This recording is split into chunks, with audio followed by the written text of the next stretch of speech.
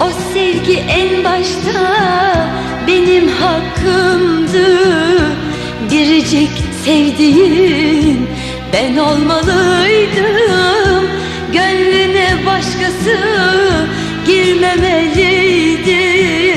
Tanrı'dan dileğin ben olmalıydım. O sevgi en başta benim hakkımdı.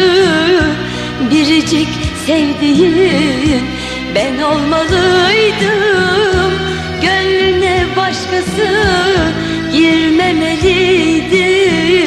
Tanrı'dan